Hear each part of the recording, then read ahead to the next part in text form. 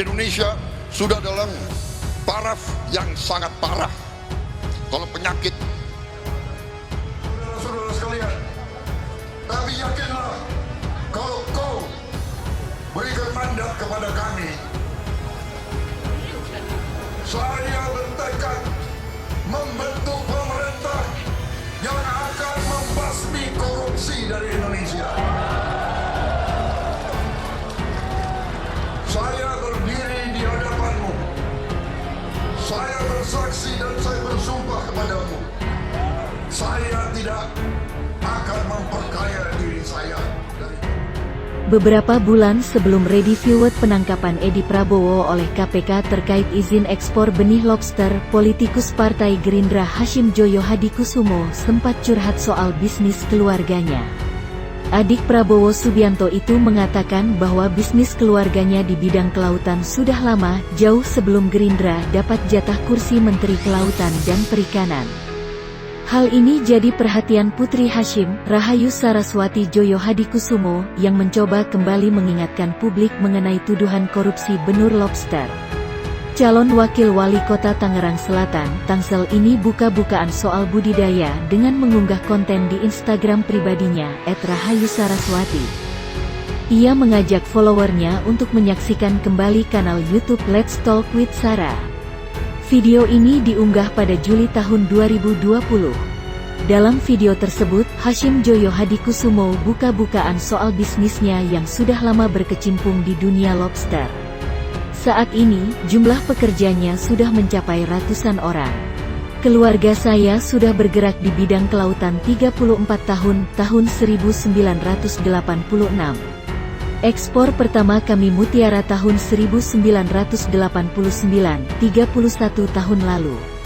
Kami berurusan dengan Kementerian Kelautan Perikanan sudah beberapa dasawarsa, kata Hashim dikutip CNBC Indonesia, Senin, tanggal 30 November tahun 2020. Ia menyebut perusahaannya, yakni PT Bima Sakti Mutiara, tidak memiliki konflik kepentingan dengan ekspor benih lobster.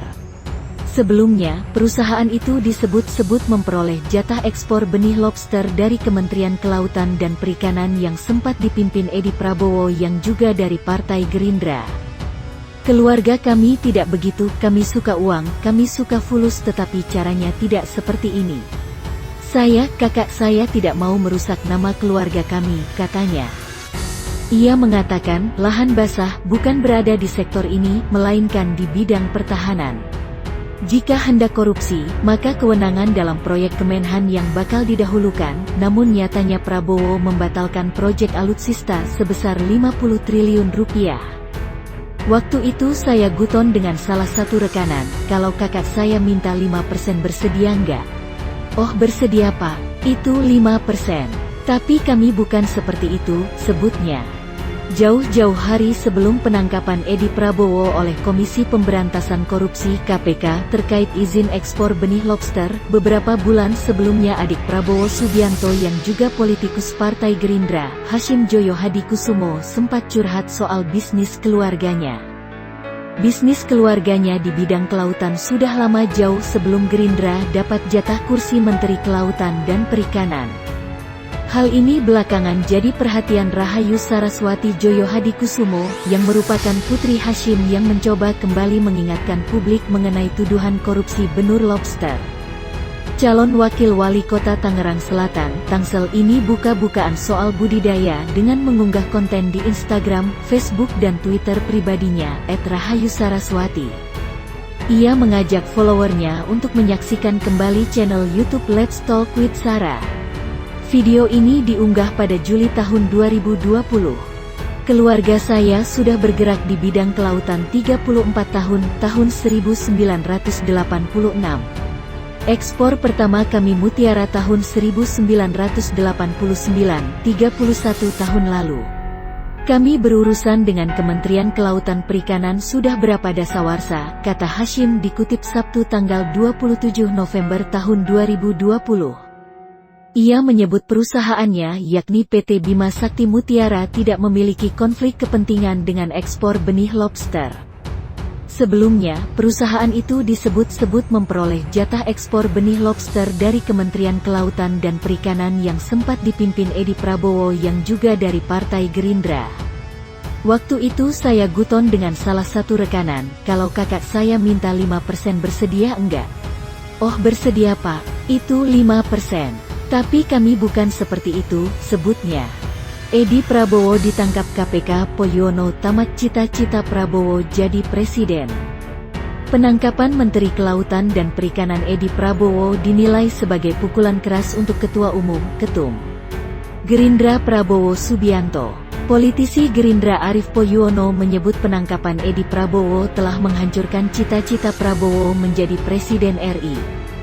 Ini pelajaran besar sekaligus tabokan besar bagi Prabowo sebagai bos besarnya Edi Prabowo bahwa ternyata mulut yang sudah berbusa-busa dengan mengatakan korupsi di Indonesia sudah stadium 4. Ternyata justru Edi Prabowo, anak buahnya dan asli didikan Prabowo sendiri, justru menjadi menteri pertama di era Jokowi yang terkena operasi tangkap tangan, kata Poyono dalam keterangannya, Rabu, tanggal 25 November tahun 2020.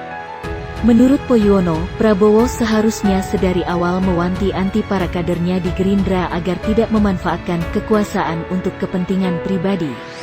Namun, karena tidak dilakukan, sebut Poyono, Prabowo lah yang harus menanggung akibatnya, bahkan Gerindra pun terkena imbas. Sudah sejak awal harusnya Prabowo Subianto yang katanya ingin Indonesia bersih dari KKN, harusnya mengingatkan dan melarang para kadernya dan keluarganya untuk memanfaatkan kekuasaan untuk berbisnis. Contoh saja izin ekspor lobster, banyak yang diberi izin kepada perusahaan-perusahaan yang berkaitan dengan kader Gerindra dan keluarga. Tapi nyata justru mendiamkan saja dan bisu 1000 bahasa, papar Poyono. Nah, dengan ditangkapnya Edi Prabowo, maka tamat sudah cita-cita Prabowo jadi Presiden Indonesia, serta akan berpengaruh terhadap elektabilitas Partai Gerindra, imbuhnya. Mantan Waketum Gerindra itu meminta Prabowo bertanggung jawab atas tertangkapnya Edi Prabowo. Poyono menyebut Prabowo seharusnya mundur sebagai Menteri Pertahanan dan juga Ketum Gerindra. Dengan itu Prabowo Subianto harus bertanggung jawab kepada masyarakat pemilih Gerindra atas ketidakmampuan menjaga disiplin para kadernya hingga berpotensi besar menghancurkan marwah partai, sebut Poyono. Atau, jika Prabowo genleman, dia harus mundur dari kabinet Jokowi Maruf Amin serta mundur dari Gerindra, sambung dia. Seperti diketahui, Edi Prabowo dicokok penyidik KPK dalam OTT yang digelar di Bandara Soekarno-Hatta, Suta, dini hari kemarin. Menteri Kelautan dan Perikanan itu ditangkap usai tiba di RI dari Amerika Serikat AS. Tadi pagi jam 1.23 waktu Indonesia Barat di Suta. Ada beberapa dari KKP dan keluarga yang bersangkutan, ujar Wakil Ketua KPK Nurul Gufron.